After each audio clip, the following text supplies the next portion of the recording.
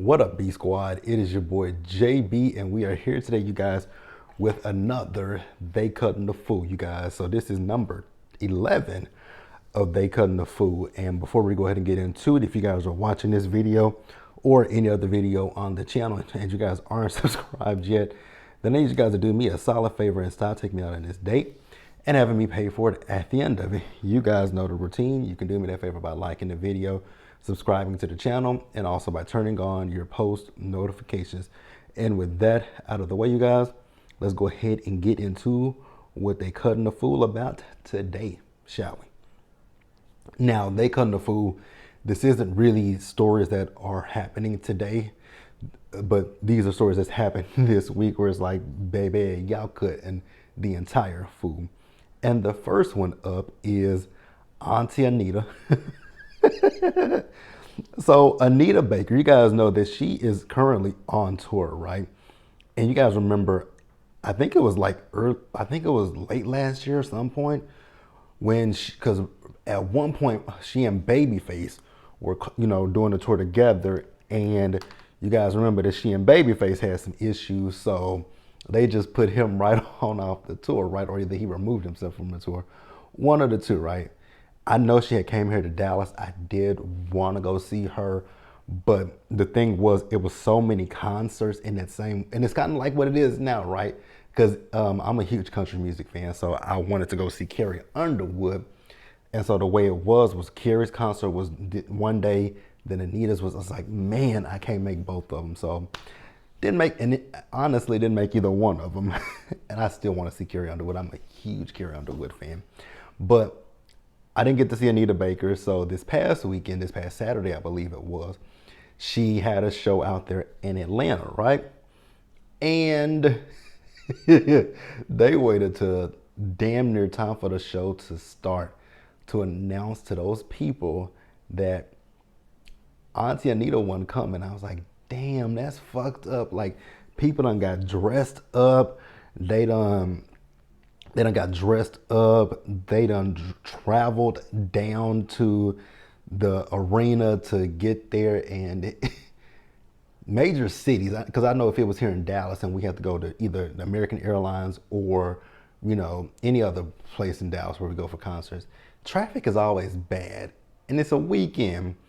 Like, I would have been highly pissed because it would have been like, damn, y'all could have sent out an email saying, hey, before you get ready to come to this concert, let you know. It could be postponed, it could be delayed, it could be canceled. Like, give people heads ups before you do things like that, because that's just foul and janky as hell. Then, you guys, I cracked up when I saw that lady on Twitter, not Twitter, wherever I saw that woman. When I saw that woman refer to Anita, she called her Anita's bald-headed ass. Y'all, I hollered when I saw that lady say Anita's bald-headed ass. I do feel bad for anybody who did go to oh my God. And to this day, Anita Baker still has not come out and said anything. It's like, damn, Auntie Anita, like, at least say something to the people. If it was a medical emergency, I think people would understand it a little bit more. But the fact that it was canceled and you just didn't say shit, that's fucked up, right? Child, and then I'm looking here further. So it looked like it wasn't just the Atlanta show that she did this with, because it says, Atlanta, if you thought you were going to sing your heart out with Anita Baker balance on Saturday, you likely, because I see, this is probably just from the Detroit news, but yeah, that's kind of like, wow. It was here it goes. The concert was scheduled to start at 7 p.m. with the doors opening an hour before. The cancellation was announced by State Farm and Live Nation at 6:54 p.m. Bitch, they would have heard, oh baby, y'all would have heard my mother, y'all would have heard my mouth. I want to shut up about it. And I really honestly didn't blame that lady for saying Anita's old bald-headed ass didn't show up, because it's disrespectful and it's a slap, all joking aside, it's very disrespectful and it's a slap in the face to the people who actually came to see you. because those people spent their hard-earned money. And then you got to think about it.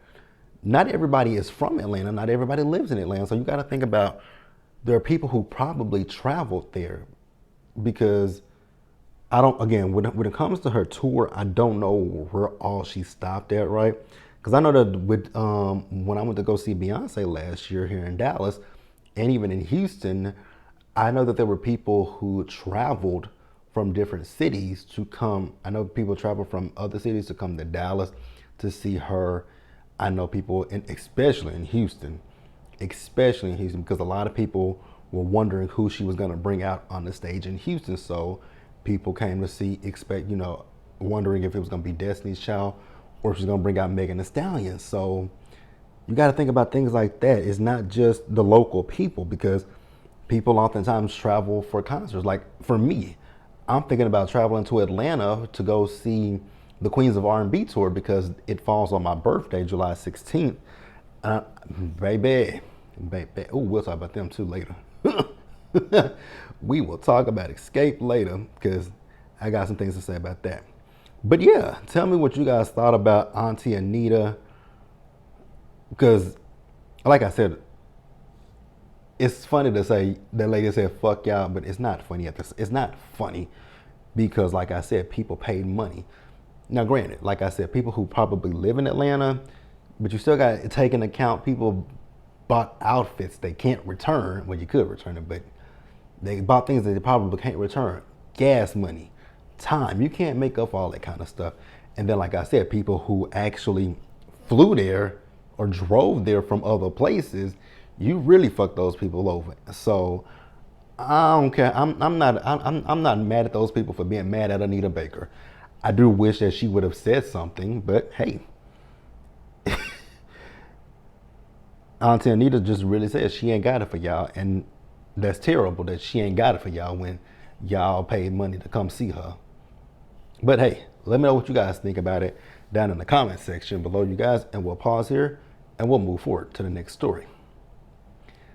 All right, you guys, so the next story of someone that is cutting the fool, and she could have gave this tidbit of information weeks ago.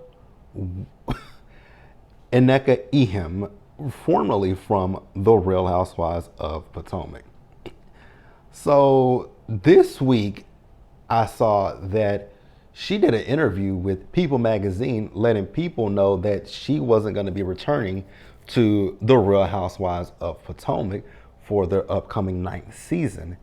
And it's like, ma'am, you went on so many press tours during before part 3 of the reunion, and even after part 3 of the reunion, and people kept asking you, because at that point, the first interview I saw with you, that was when Candace had announced that she was leaving the show, and so people were asking you about your status on the show, because at that particular time, so let me think if I can remember back that far. Because I do remember Candace announced that she was leaving, right? Then the Jasmine brand had reported that Robin was leaving the show. And then not long after they reported Robin was leaving the show, they reported that Nneka was leaving the show, right? And I can't remember if the whole situation of Nneka came, I feel like it came in between part 2 and part 3, and it could have been after part 3 had aired. I don't necessarily 100% remember the order of events, but I do remember when she was first doing her when she was first starting up with the interviews, they were asking her about it, because I remember specifically Candace had already announced she wasn't returning. So she was like, just follow me and see. Excuse me, for spitting. Just follow me and see. Just follow me and see. Follow the journey. Girl, what journey are they following? I ain't trying to be funny or nothing like that, but what journey are they following? This is something that I do want to talk about real quick when it comes to Housewives, right? Because over the last few seasons of Housewives, there have been a lot of one-season wonders, and it makes you think about Housewives of yesteryear versus Housewives of today, right? Because you think about Real Housewives of Potomac. Jacqueline was a one season, even though she was a friend of Jacqueline. What's her name? Nneka is a one season. What was the girl's name? Escala was a one season, but everybody liked Escala, and I still don't understand why they got rid of Escala. But Escala was a one season and one and done. Beverly Hills, you had Diana, you had solid 8.5, and it makes you wonder, like, because back in the day when the Housewives seasons would end, and they were thinking about casting new women, they would bring the women in and they would do test scenes with the women. They wouldn't necessarily give them a peach, a diamond, a champagne flute, an apple, an orange, a mojito. They wouldn't give them a snowflake. They wouldn't give them, well, let's X out the snowflakes because I don't know what they do because they're still pretty new. So I don't know if they test the women on Salt Lake City, but all the other shows that had been on, like I think Potomac. I'll say that because I think Candace was. I don't know about Wendy, but I'm pretty positive with Candace, they did a test scene. They did test scenes with her. I can't be for sure. I think they've done it with. I know they did it for sure with Dallas because there were some girls on Dallas that were supposed to be housewives, but when they filmed them, they demoted them, right? Even with Salt Lake City, because season one of Salt Lake City, Mary was a friend of for the entire season, and then at the end of the season filming, they then decided to give Mary her snowflake, kind of like with Claudia Jordan. Claudia was a friend of until that Puerto Rico trip when she read Nene down, and they gave her a peach, and even Nene, advocated for her getting a peach, right? So, what was I talking about? I forgot what I was talking about that quickly. Oh, testing the housewives in Nneka, right? So yeah, I think housewives need to get back to where they used to be. Test the women and make sure that they're a good fit before they actually give them that contract, right?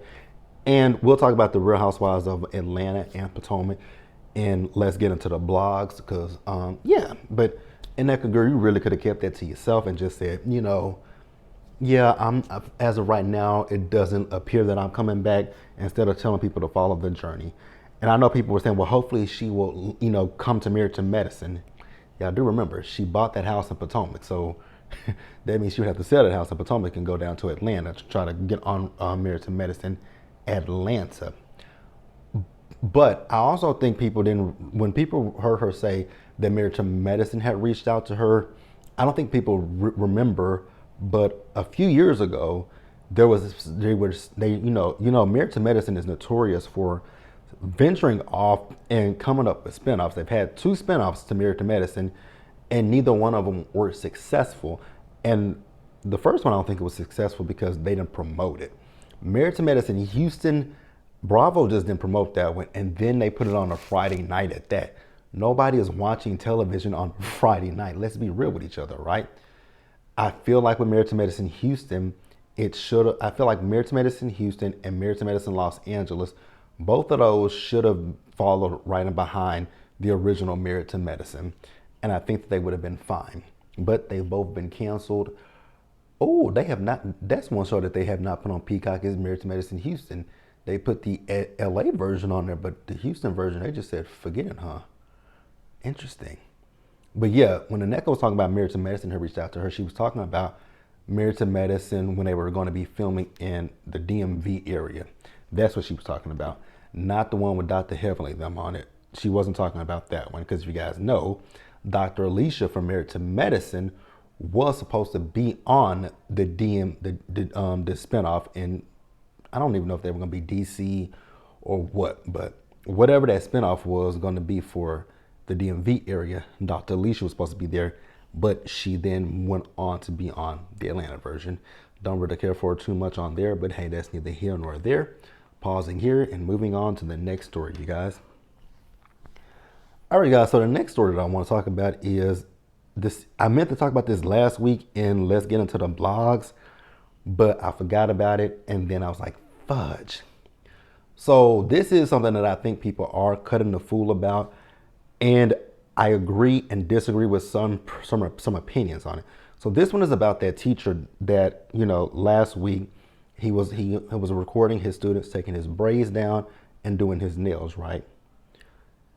What I will say is when it comes to that, I do believe that it was I believe it was inappropriate, right? I don't think he should have been doing that in the school. Granted, there were things I had a teacher when I was in the fifth grade, going into the fifth grade, right? And, you know, I actually had a few teachers when I was in school, right? I had some teachers that I really, truly loved, right? Because seeing those kids do that with that man, no kids are gonna do that for a teacher that they don't like, right? That means those kids have admiration for that teacher, right? And there were teachers in high school, middle school, and even elementary school that I had deep admiration for. And if they asked me to do something, I'd be like, okay, I'll do it because, they were my favorite teachers in school. And, and it's interesting because I was thinking about this the other day when I was driving.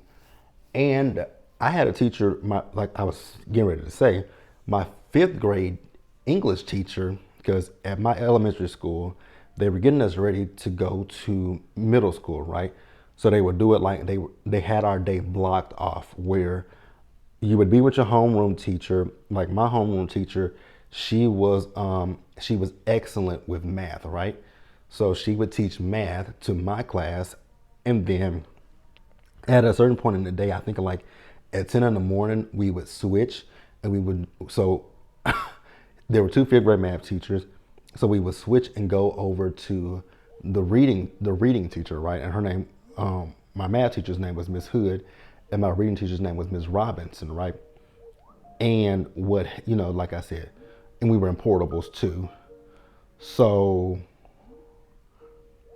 what we would do is we would just go from portable to portable, right? And what I'm sorry, you guys, my phone just rang and somebody is upset about something that I don't know what the hell they're upset about at work. But yeah, we would travel. So we would do math. We would do math in the morning. So we would get to school at 8 o'clock. And so we would stay in our class from 8 to 10, right? And then from 10 to 11, we would switch and go over here for reading. And then before we go to lunch, we go back to our class and we would, stay in there and do some other stuff and then go to lunch. But I said all that to say, my fifth grade, before I went to the summer that I was getting ready to go into the fifth grade, I met both of these teachers, right? Because they were, I was doing I was in summer school, right? Just getting a head start to the year. And what happened was, because I was getting a head start because at this point, in order for like Texas, our standardized test, which I hated it back in the day, TOS or TAX, I can't remember which name it was at that time, but you had to pass that standardized test in order to move to the next grade level, right? And as I said, my teacher was she was good at math. I suck at math, all right? And so summer school, I was taking the classes just to, be prepared for the test that next year, right? And the English teacher, Ms. Robinson, sweet woman. She was actually a young woman. I feel like she was in her late 20s, maybe her early 30s. So when we would finish with school, because it was only a half a day that we went, because we went from 8 until noon. And so we would finish up just before noon. We would finish well before noon in her class, right? And so what she would do was, because it wasn't that many of us in the class, and she had this, I remember her car, it was a Mustang convertible. Was it a Mustang or was it a Camaro? It's one of the two, but it was a convertible with a drop top. And I remember like it was yesterday because there's a place called the Discovery Science Place in our hometown. And so if we finish early, she'd be like, okay, I'm gonna take you guys to the Discovery Science Place and you guys can have fun, or we would go to the park. She would just do things like that for us. But in today's day and time, she wouldn't, oh gosh, they probably, if that were happening today, it'd be a situation like this right here. So I said all of that to say, yes, I do think that what he did, he shouldn't have done it. He shouldn't have recorded it. He shouldn't have posted it. I know the parents came out in support of him. I thought I saw that he got fired, but I think some people said he got suspended. I don't know. I know that there's a learning lesson from him for him. The thing that I also will end up saying is that I know a lot of people sexualize that, and I didn't understand why people sexualize it. Is it an intimate thing? Yeah, it is. To put your hands through someone's hair, yeah, that is pretty intimate, but the whole situation of sexualizing it, I was just a little confused by it, but let me know what you guys think and feel. There's no right or wrong feelings when it comes to this. I respect everybody's opinion. If you guys definitely thought it was, if you guys feel differently than I feel, it's absolutely okay. No ill feelings. We just be respectful down in the comment section, you guys. And that is it. We'll pause here and we'll move on to the last thing that I want to talk about in They Cutting the Food.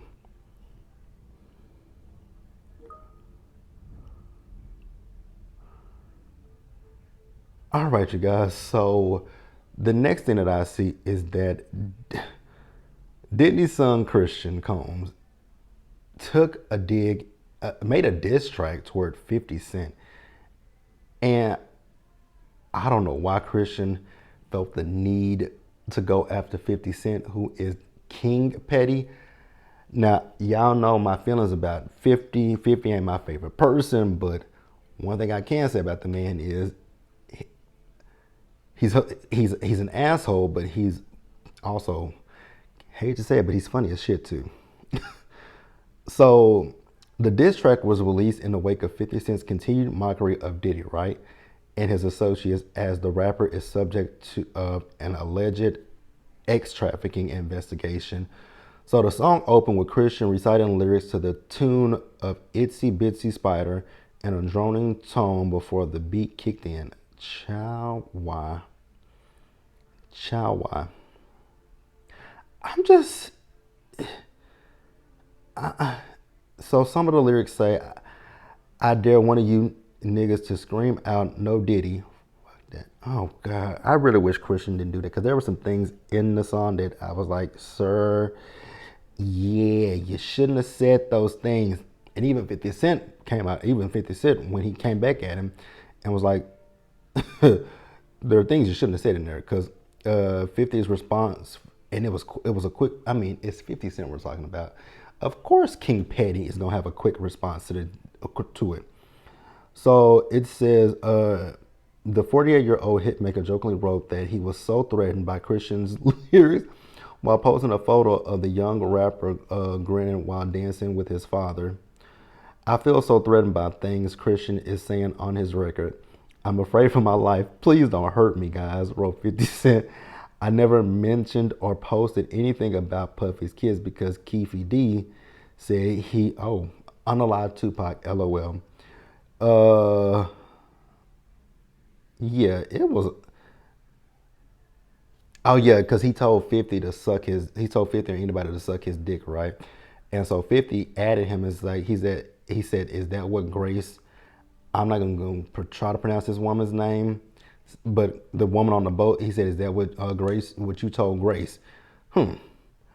Gave her the puffy juice with that special sauce in it. LOL, boy, oh boy, bad boy for life.